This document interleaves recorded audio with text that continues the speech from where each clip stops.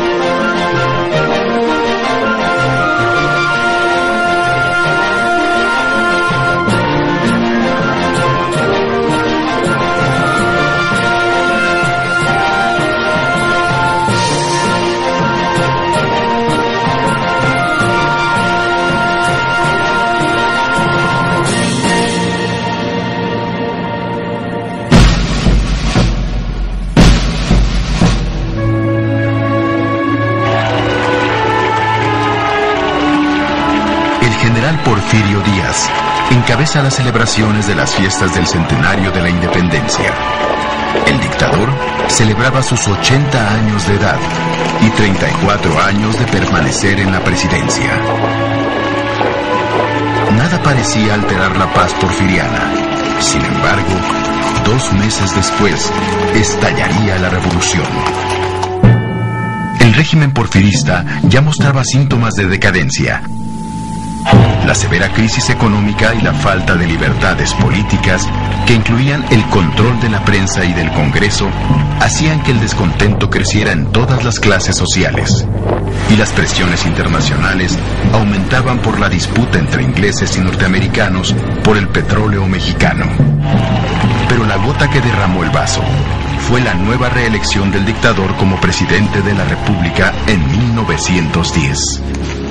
Esto fortaleció a la oposición encabezada por Francisco I. Madero y la creación del partido antirreeleccionista, principal contendiente de Díaz en las elecciones para la presidencia.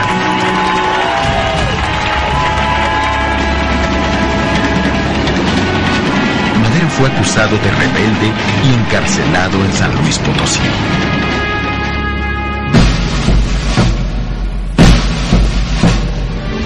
Dentro de la creciente oposición a la dictadura en la que confluían desde católicos moderados hasta radicales anarquistas, destacaban los clubes liberales fundados por Camilo Arriaga y cuyos miembros eran básicamente gente ilustrada de las principales ciudades de la República. En estos clubes participaron revolucionarios de la talla de los hermanos Ricardo y Jesús Flores Magón, editores del periódico Regeneración, que tuvo influencia entre el movimiento obrero y que por sus certeras críticas a la dictadura fue un importante medio de concientización para los revolucionarios. El momento decisivo fue la publicación del Plan de San Luis, en el que Madero llamaba a tomar las armas. Fue entonces cuando aparecieron en escena personajes como Pascual Orozco, Pancho Villa y Emiliano Zapata, cuyos seguidores eran gente del pueblo, dispuestos a todo, y que convirtieron la lucha política en un proceso revolucionario. Si los maderistas querían libertades, los que llegaron desde el México rural tenían reclamos sociales, básicamente agrarios. Luego de varios meses de lucha, el ejército federal es derrotado y en mayo de 1911, Díaz renuncia a la presidencia después de 34 años de dictadura.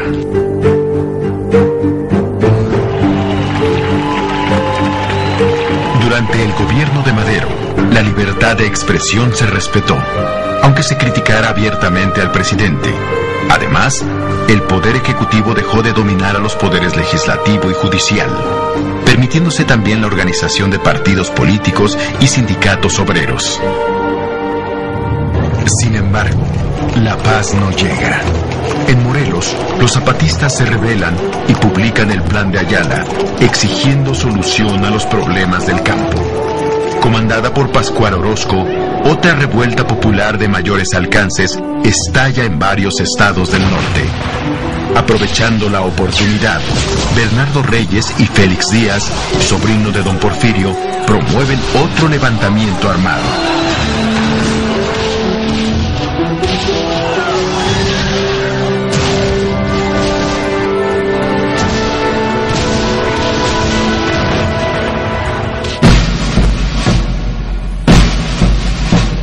Es aquí donde aparece en escena el general Victoriano Huerta, quien, ganándose la confianza del presidente Madero, derrota a Orozco y se convierte en líder natural de las Fuerzas Armadas Federales. Luego de sortear estas rebeliones, la estabilidad para el gobierno maderista parecía llegar.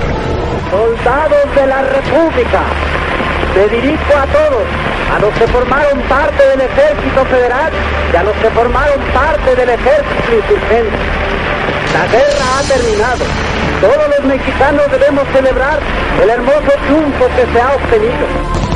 Sin embargo, un grupo de rebeldes bombardea la capital desde el cuartel de la Ciudadela y el traidor Victoriano Huerta da un golpe de estado deponiendo al gobierno establecido, iniciando la decena trágica.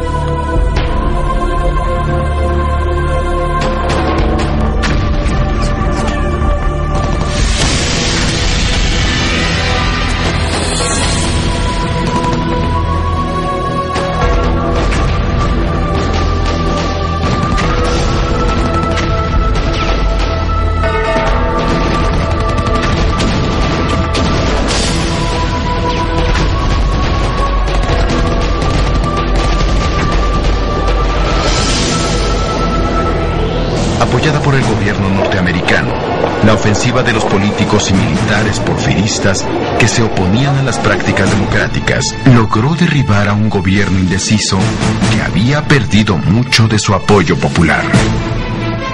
Capturado por los militares, el presidente Madero y su vicepresidente José María Pino Suárez son asesinados, poniendo fin al primer gobierno de la revolución elegido democráticamente.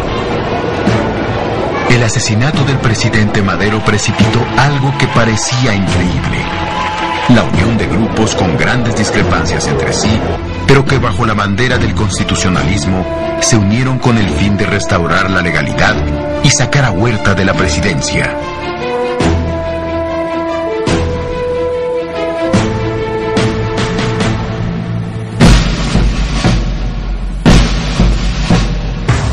Varios fueron los escenarios principales en que se inició este nuevo momento de la revolución.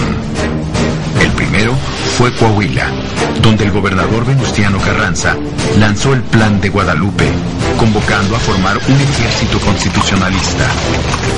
Su visión legalista y su amplia experiencia fueron fundamentales para la organización y legitimación de la lucha armada. El movimiento antihuertista de Chihuahua y del norte de Durango estaba dirigido por Francisco Villa, un miembro de las llamadas clases bajas. Villa era un verdadero rebelde. Su contribución y la de su ejército al movimiento constitucionalista fue dotarlo de un verdadero ingrediente popular. Pero la lucha contra el usurpador no fue solo norteña. En el sur se incorporaron las fuerzas de Emiliano Zapata, que vivieron un infierno durante la presidencia de Huerta, debido a la violenta ofensiva del ejército federal en alianza con los hacendados.